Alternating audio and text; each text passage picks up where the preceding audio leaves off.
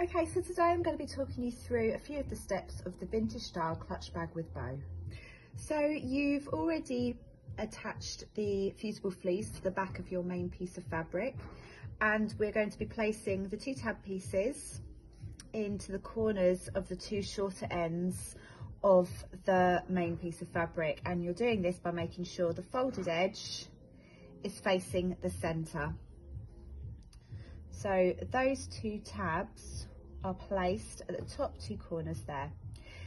Basically, this first step is all about layering up the zip with the main piece of fabric, your tabs and your lining fabric. So the next thing you're going to do is place the zipper into position. Now, we've included into your packs invisible zips. These are great for dressmaking, but it's lovely for this project because it leaves a nice smooth top, and the teeth of the zip are on the wrong side. So you can see here that step 2 is asking you to place the zip along the top edge with the right side of the zip facing the right side of the fabric. So in this case, because it's an invisible zip, it's this smooth edge which is the right side. I'm going to place this along the top, and you can see I'm just putting the end of the zip, which is where it stops, in line with the edge of the fabric, and then the other end of the zip, which is where, when the zip is done up, it stops in line with the other end of the fabric. And I've got the edges flush, running along nice and neatly with the edge of the main piece of fabric and also your tabs. We're then going to take a piece of lining fabric, and we've got two pieces. We're going to use one of the pieces and we're going to line the raw edges up with the edge of the zip. So we have now got, you can see we've done step 2 and we've attached, well, we've lined up the zip with the lining fabric on top of your tab pieces, and I'm going to put a few clips. You can either use clips or you can use pins just to hold it together. So as you can see, I've attached my clips. All of the layers are together. We've got the main piece of fabric with your tab, the zip and the lining fabric, and I'm going to run a straight stitch along here. Now, attaching a zip shouldn't be feared. It really is just sewing a straight line. I have got fit into my machine a zipper foot. So most machines, pretty much all machines, will come with zip feet, and they're really useful because it just gives a little bit of more space to wiggle around the actual clumpiness of the zip. What you need to do is sew halfway between the edge of your fabric and the actual teeth of the zip. So I'm going to position my project just underneath the presser foot, and if you can see, my needle's going in. There's the teeth of my feet and there's the edge of my fabric, so it's more or less halfway between. Okay, so I'm going to sew a nice straight line. I say a nice straight line, I'm hoping it's going to be straight, but we'll just keep going and see how it ends up.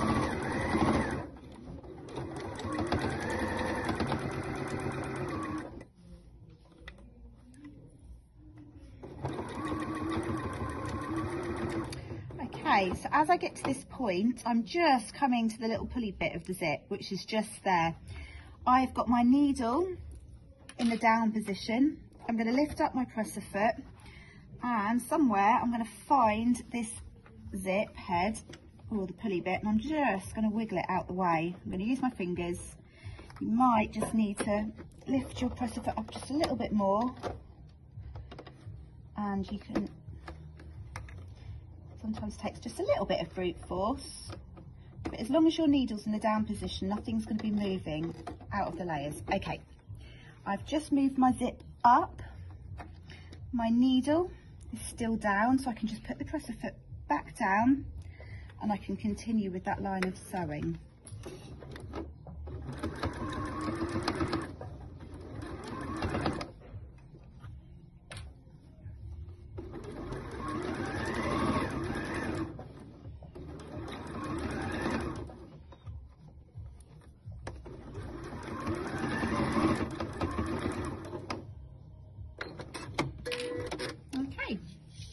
There's my line of sewing, and I have attached the zip And you can see now you've got your tab, your zip and your lining fabric, and they're the layers all sewn together.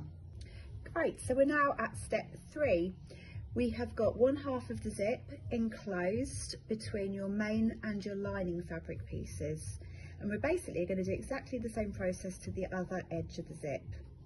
So we're going to bring up the other short end of your main fabric piece and lining up with the unsewn edge of the tab piece here, and we're also going to pop into the layer the edge of the zip. So we're lining up the tab piece with the edge of the main fabric with the edge of the zip, and we're also going to add to this of the clip. Okay, so we're going to put the edge of the zip, run it along flat with the edge of the main piece, pop that edge of the lining piece so it's all running flush, and place another clip.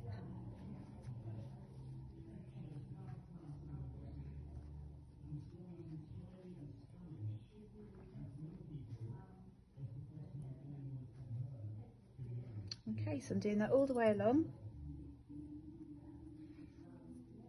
And just making sure at the end we've got the other edge of the tab, those raw edges are lining up together, the edge of the other side of the zip. Make sure that's nice and flush, yep.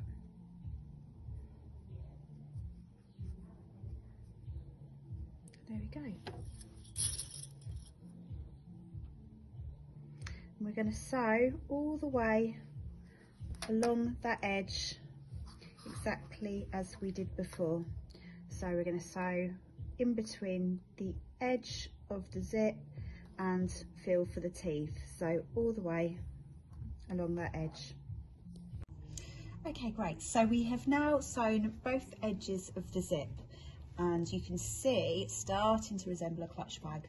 So I'm now going to start off at step 6. So you're going to, on your own, if you haven't already done so, please stop, go and make your bow, follow steps 4 and steps 5 to make your bow, and then come back and we're going to start step 6. Okay, so I've turned the project the right way out and you can see now what those tabs are for. They're really neatly concealing the edges of the zip. Now we just want to use this step to attach our bow. Here's one I made earlier. So we've got the bow and we're just going to attach it with some pins or clips. So this is where we just want to make sure we're happy with how it's sitting. Okay, the instructions tell you to arrange your bow on the front of your bag 1 centimetre from the zip. So that's the top of your bow, approximately 1 centimetre from the zip, and 2 centimetres from the bottom. So I'm just going to place a little clip, just making sure it's attached to just the main facing piece, sorry, the main piece of the bag and the fusible fleece. And then 2 centimetres from the bottom, that's about 2 centimetres. And I'm clipping it there. Okay.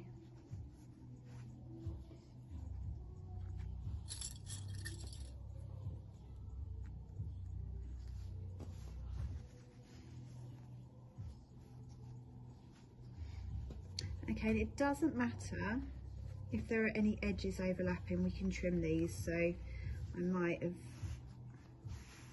have a few on the left hand side here that's overlapping. I'm going to trim these in the next step.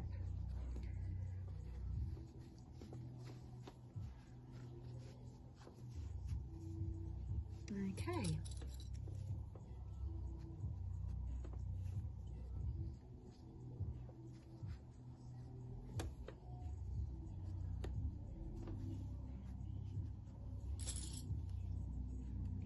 So when you're happy with how your bow looks, you can obviously fiddle about with it when it's finished, but when you're happy with the placement, we are going to follow the next steps. Okay, so I've just turned the main bag inside out again, now that we've got our bow in position.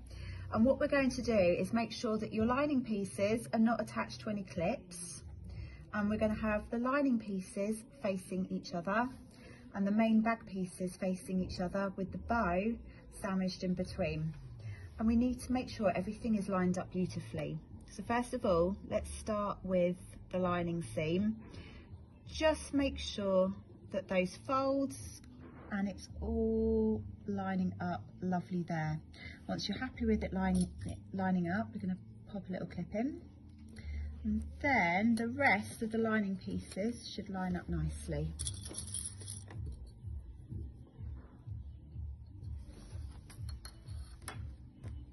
Do the same with the other side, just making sure that those lining edges are all lining up nicely.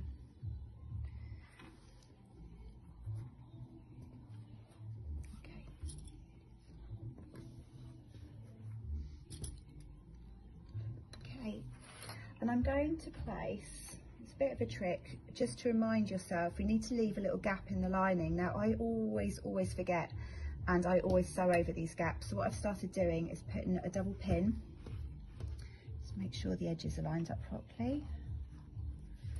Okay, so my edges are lined up.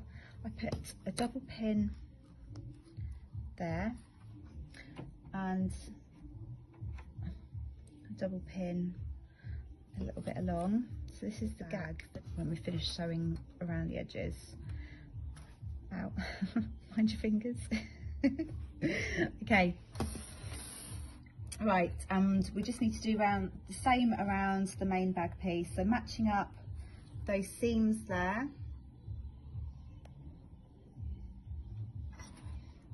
Once you're happy they're all matched up, just adjust your clip where the bow is, just to make sure that all the layers are clipped or pinned. Okay, and the same on the other side. Again, don't worry about that overhang of bow, we can trim this in just a moment.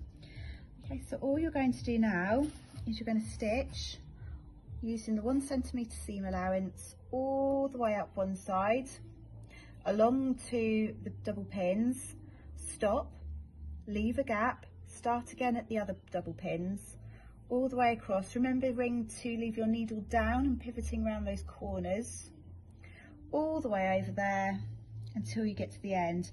Don't forget to do your back stitch at the beginning and the end of your rows of stitching.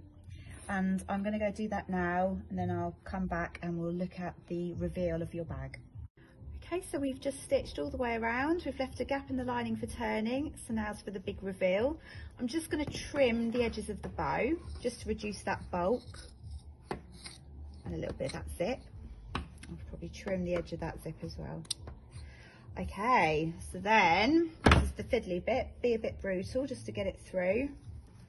This is where I wish I'd left a bigger gap. It should be all right. We're going to pull everything through the hole in the lining. Okay, this is called bagging out for those who want the technical information. And we have a beautiful, nearly, let's have a look.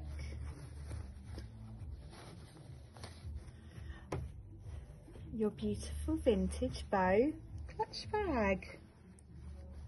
So all you need to do now, have a little fiddle with it, be happy with the positioning of your bow, and you probably just want to stitch up that little hole in the lining. So give a little, either do a ladder stitch or just a straight stitch. I mean, it's in the lining, no one's going to see it. So just sew up that little hole, push it back in, and just push out those corners there. And we have beautiful vintage bow clutch bag. Well done everyone.